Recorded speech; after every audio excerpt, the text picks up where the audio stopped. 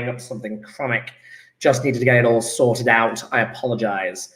Yeah, nice to see everyone posting on the chat. That's fantastic and everything's there. I'm just waiting for the video to come up onto my other screen just to see the delay time.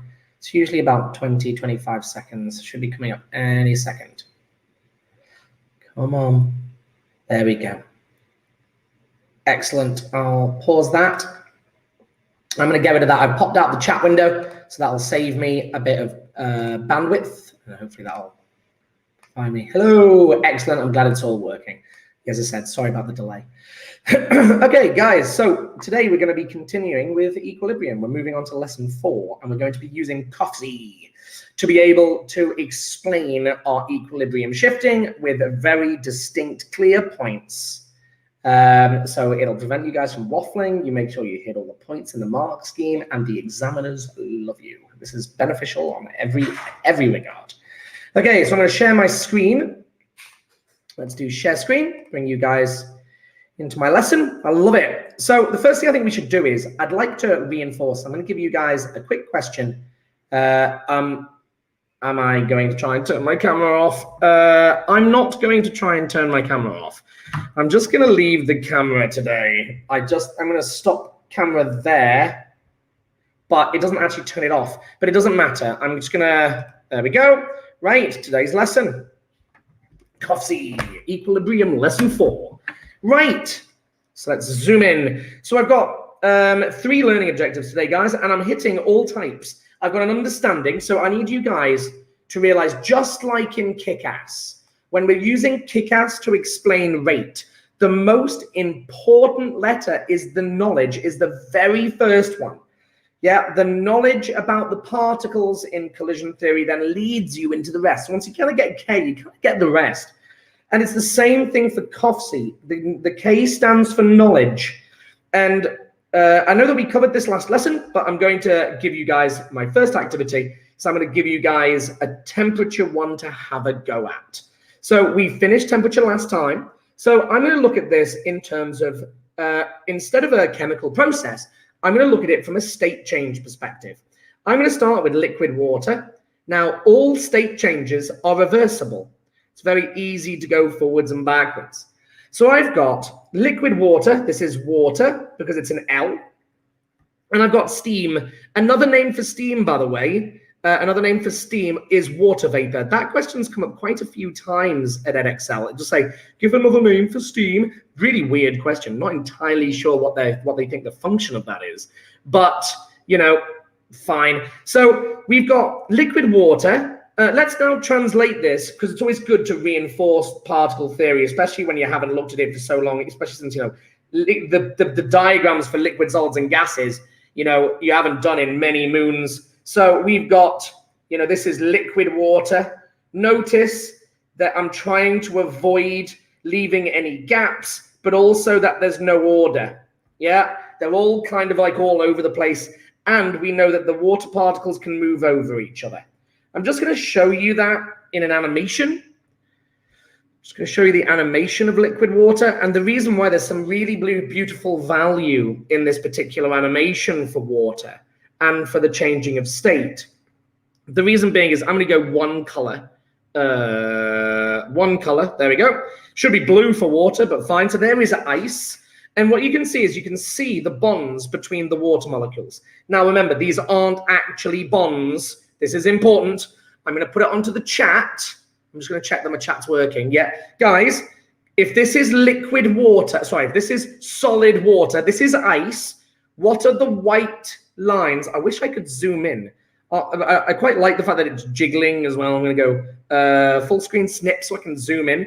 What are the white lines here? Yeah, and I can tell you for a fact, number one, they are not bonds. What are these? Yeah, the bonds, if you're interested, the bonds are inside. Yeah, there you go. That's what the water molecules are like. WIMPs. Yeah, great job, Ashley. Great job, Ruby. Great job, Rue. Great job, Isabel. Well done. They're the intermolecular forces. I love it. WIMPs. I love a good WIMP. Yeah, these are WIMPs. Just remember, you're not allowed to write that down in your exam. Yeah, but weak. Yeah, weak intermolecular molecular forces. Love it. These are our weak intermolecular forces. But you can still see that these WIMPs are holding it together. Right, let's go back to the animation. Let's warm this up. Let's turn the ice into water. One more. There we go. There's my water. Notice that all of a sudden the change in shape, it loses its shape. It becomes, the ice cube becomes a droplet. How cool is that? I want to take a screen snip of that when it's the shape I want it to be. There, that'll do. So look at, I love this. You know, all of a sudden it's formed what would look like, what would appear from an outside as a droplet. Yeah. I know it's not a perfect sphere, but you know, you can see the fact that it all of a sudden gains this shape. These ones here all kind of try to get to the bottom. It loses this rigidity, and it will kind of spread itself out to give this kind of, look, there you go, it's spreading itself to have this kind of droplet-like shape. But what you also realize is it doesn't just wander across the table. Yeah, one of the things that often when you talk to this to students about is the fact that the water doesn't, you know, when you have a water droplet on a table, yeah, if you have a table surface and you put a drop of water on it, yeah, the drop of water will sit quite happily in one space. It doesn't just run, yeah, it doesn't just spread out, it will sit as a droplet. That's because the weak intermolecular forces are still there. They have just been weakened. I know, right? We have weakened weak intermolecular forces. Lol. So anyway, we've weakened these forces. Now we have a liquid, but we still have them. They're just weaker. I'm going to try and highlight these as, let's maybe do the WIMPs. Yeah, these are WIMPs now. Yeah, I like these. Actually, do you know what? I don't actually like them being like that. Oh, didn't want to do that. I prefer zooming in. Can't zoom any further. That means I'm going to have to shrink my pen. I quite like the idea of orange. Yeah, it's better to show them as like dotty lines because they're not real sticks. Yeah, we've got these weakened intermolecular forces. That's why they can move over each other. Right, now what we're going to do is we're going to apply heat, add heat, and I'm going to turn it into a gas. Yeah, we're going to turn it into a gas. And of course, at this point, I need to put a lid on it. Seal the system. Close the system. I like it. Yeah, I've closed the system. Nothing can get in or out. The particle number, of course, would be the same. So here's my first question to you guys. Based on what we've just discussed, the forward reaction, the forward direction, I'm going to go, I want to highlight it. The forward direction, is it endo or exo? Take a minute to think about the question. Put it into the context of mexo-bendo. I've been teaching you guys long enough that you've acquired these skills, these terms now. Mexo-bendo. Making bonds is exothermic. Breaking bonds is endothermic. Yeah, mexo-bendo. So Con says that it's endothermic. I love it. Ashley says endo. Ben says endo. Rue says endo. Love it. Tong says endo. We're getting a uniform response. Yes. So I'm now going to ask, let's pick someone in particular. Ashley, can you tell me why you think it's endo? Why do you think the forward direction is endothermic? Why? Can I just point out? She's correct. You're all correct. Love that. Look at that. Everybody on an endo. Ashley, why is it endo? Why did you pick that? First, it's because the bonds are broken. I like it. Don't call them bonds. Don't call them bonds. Yeah, call them WIMPs. We're breaking the WIMPs. I like it. Break. Oh, no, need to do it in blue because it's endo. Break. Oh, it's too fat. Come on, Mr. Duncan. Breaking WIMPs. Breaking weak intermolecular forces. And this requires energy. So it's endo. I like it. And endo, of course, translates to the cold equation. I always like that one because of the 4 letters. It's always nice. It's the cold reaction. So therefore, if we've got, now just for fun, just for, you know, for argument's sake, let's give it a real value. Let's call it plus, no, actually, you know what, it'd be really nice if I actually knew this number. They're only WIMPs. It's not going to be very endothermic. It's going to be quite small. I'm going to say about, it's a really good question, that. I'm going to say about plus 70 kilojoules per mole. Kilojoules per mole. So here's my next, there's no secondly, I just added the firstly. Ashley, that's amazing. So Ruby, based on the fact that I have told you that the forward reaction has now got an energy change of plus 70, what do you think the energy change of the reverse would be? You're applying heat as well as it does the opposite. Isabel, don't worry about Le Chatelier quite yet. I'm just trying to focus on the understanding of mexobendo and getting you all to start considering this idea of what we're doing in terms of bonds, and you being able to actually identify exothermic and endothermic processes from a bond perspective. So don't worry about Le Chatelier quite yet. Yeah, so Ruby, what would be the value for the exothermic? This is the exo reaction. It's too fat again. I've zoomed right in. This is the exo reaction. So this is the hot reaction. What would be, yes, Ruby, well done, you star. Understanding what it means to be reversible. No, Ruby, you were spot on. If you're going to take a reaction and reverse it, you're just you're gonna get the exact opposite heat change perfectly. Yeah, that's all that you will get. That's absolutely brilliant, Ruby. You made, that was a lovely, as a teacher, to see you make that beautiful leap of faith, Ruby, was great. Well done. It is minus 70. Because if you know, I'm not changing the process, I'm just reversing it. Yeah, there is no new reactants, no new products. I'm just literally turning it around. I would get the exact opposite heat change. Well done, Ruby. That's great. Okay, so what we now do is we're now gonna apply a question, a context. So, question number one. I'm gonna say Nick raises the temperature, the temp of his water. Raises the temperature of his water. Explain why he sees, why he observes, I prefer that word, observes more steam. So, okay, and the great thing is, of course, guys, you get to realize today, hopefully, the difference between boiling and evaporating. Yeah, we know for a fact that boiling happens at 100 degrees Celsius.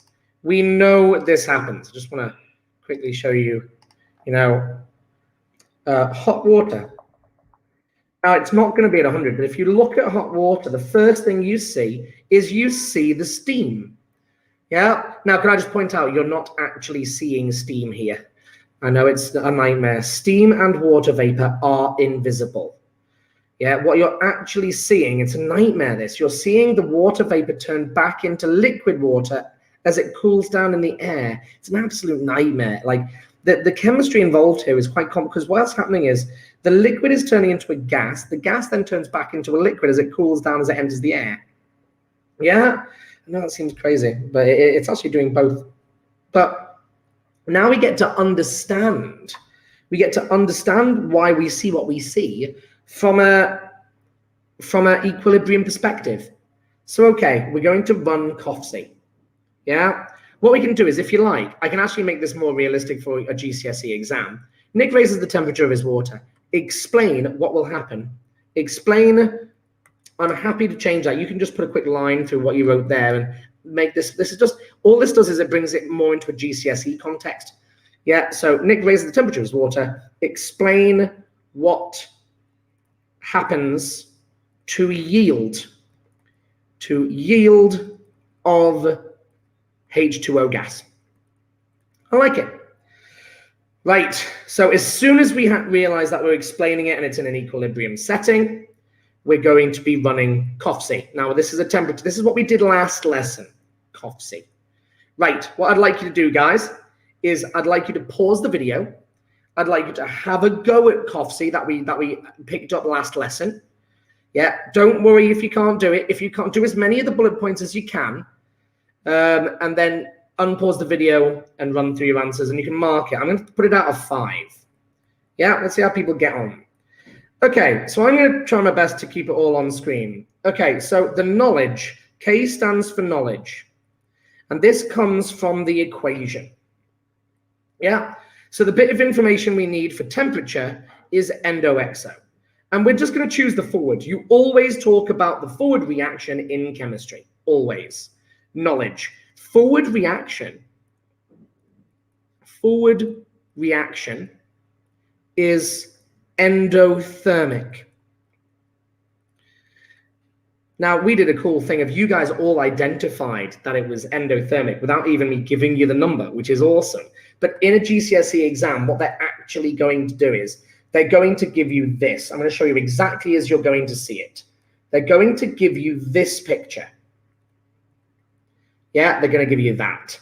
And what that is they give you one piece of information off to the right-hand side. And that is that it's endothermic in the forward. I should be doing it in blue. I like the color coding. Yeah, endo. Positive means endo. Yeah, that there means endo. So this is endothermic in the forward direction because they never bothered to tell you about the backward. Why would they?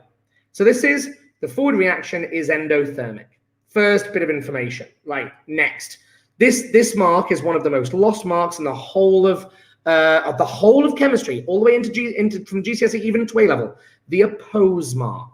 The reason being is they're really picky on what they want. What you say is, what did Nick do? This now comes from the question. Nick raised the temperature. Nick raised, you can realize that the skill involved in getting all of these marks. Nick raised the temperature.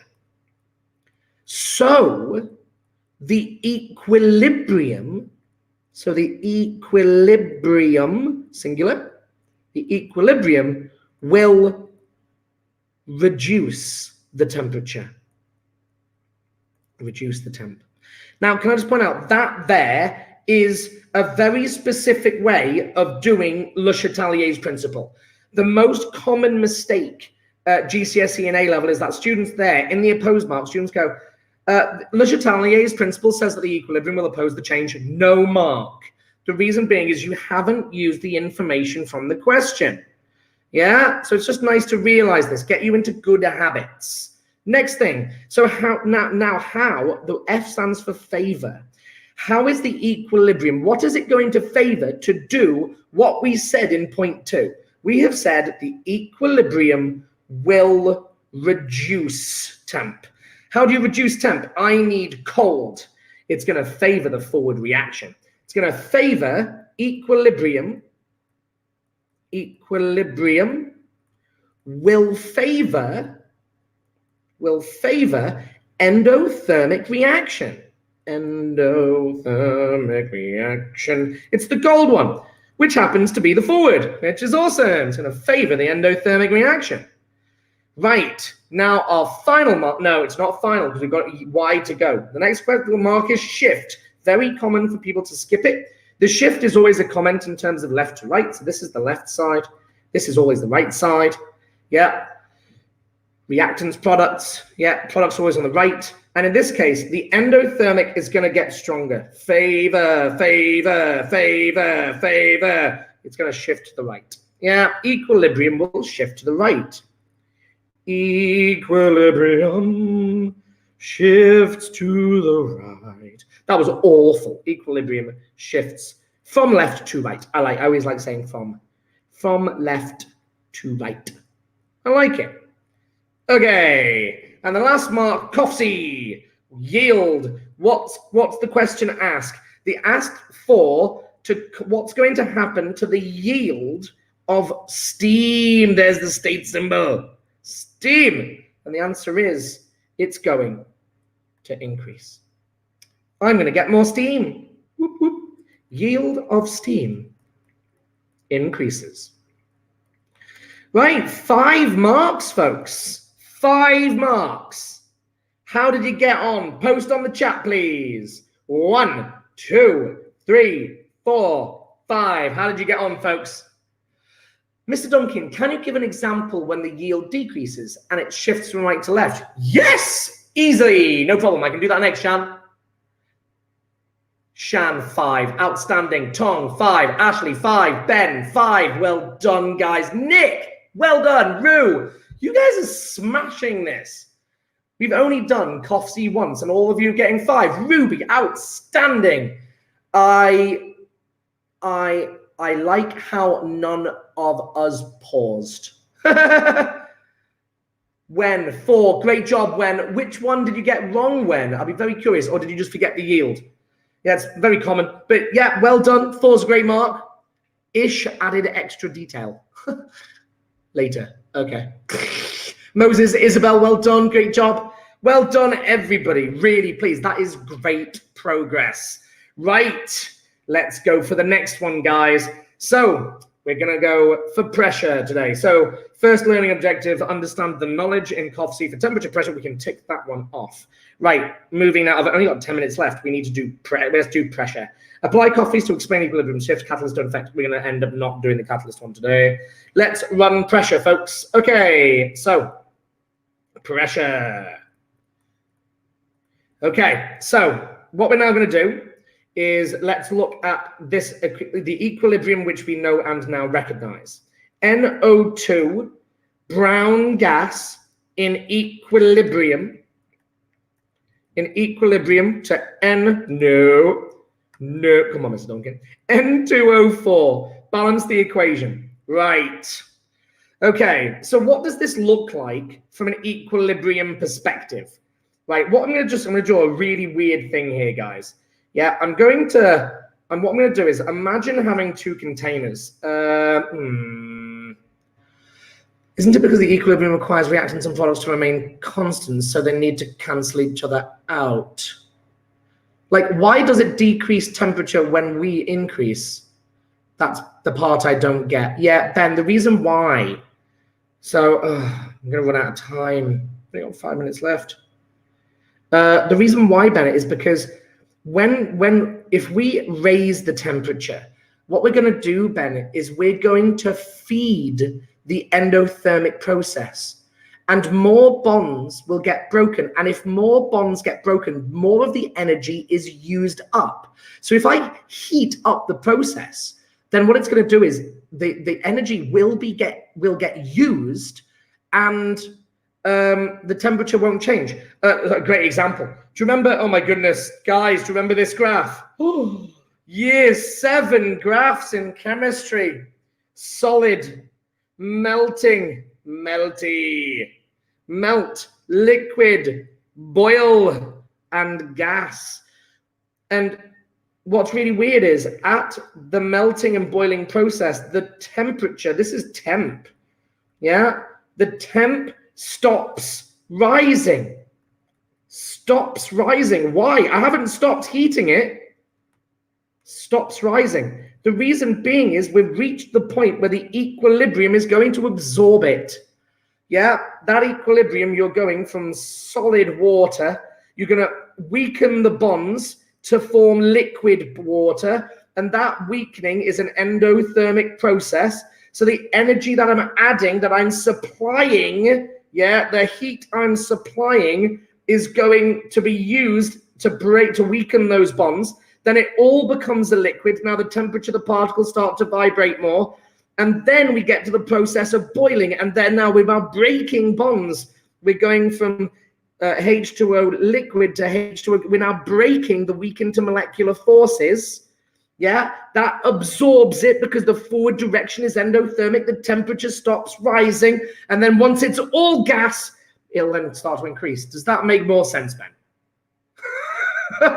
I just feel like I went a bit crazy there, but it's such a beautiful graph because it you get taught this in year 7, and do you know what? As a teacher, we don't encourage students to ask why the graph levels out. We just go, when it's level, it's melting. When it's level, it's boiling. We talk about the state changes, but we never talk about why the temperature stops increasing. Why we get these level sections. Really cool. Yeah, anyway, back to pressure. Right, okay, guys. So what we're going to do, question. I'm going to say Ruby increases the pressure. Increases the pressure. What happens to yield of N2O4? Right. KOFSY. Whoops. There we go. KOFSY. Right. So the first thing is the most important one that I can tell you guys is the knowledge. And the knowledge comes from the equation. So if Ruby is going to take a system like this, yeah, and she's going to squeeze it. Yeah, she's going to squeeze it. What we're going to do is let's put this in a syringe, a sealed box. And what Ruby's going to do is she is going to squeeze it. Yeah, she's going to put this under pressure. And she's going to reduce the size of the box. Yeah. So the pressure now jumps. It increases a lot. Yeah, we're going to take it down from this volume here. This is the original volume. We're going to take it down to a new volume of that. Here's our new volume. So we've got to now squeeze. That's the original equation. And now I've got to squeeze the whole thing into this is where I could do this as a split diagram. 2 NO2's equilibrium goes to N2O4, invisible, colorless. And then the new one, we've now squeezed that and put the whole thing into the smaller chamber. So she's raised the pressure, N2O4. This is original and this is new. Right, she's raised the pressure. So what's the knowledge? The knowledge is the particles in the equation. Now, what we realize is that there are 2 particles on the left, but only 1 particle of gas on the right. Right, knowledge. 2, I'm going to write the equation again just to make this clear. Yeah, there are 2 NO2 molecules, and it comes from the balancing. This is where everything's from the equation for the knowledge. Knowledge. 2 moles of gas on left, and 1 mole of gas on right. This is why I tried to color code it. There we go. And in reality, the big numbers are what's telling you this. Yeah, the 2, just to highlight that, the 2 there and the invisible 1 there, that's where the 2 and 1 come from. Yeah? Okay. Next, I know my lesson's meant to be drawing to an end. Now, this is the easiest mark if you know what you're doing. What did Ruby do? Ruby increased the pressure. Increased the pressure. What is the equilibrium going to do? Ruby increased the pressure. So the equilibrium will ... reduce the pressure. Reduce pressure. Right. The question is, how is it going to do that? What is it going to favor? It's going to favor less gas. It's going to favor side of reaction with less gas. Love one. With less gas. Which side is that going to be? That comes from the knowledge. Yeah, because I've got 1 mole on the left and 2 moles on the left and 1 on the right. Sorry, I drive cars, by the way. It's a nightmare. I don't know my left and right properly. I still have to use the clever trick with your hands. I've got 2 moles on the left and 1 mole on the right. It's going to favor the side with less gas. It's going to shift from, let's just check it. Let's write it out again.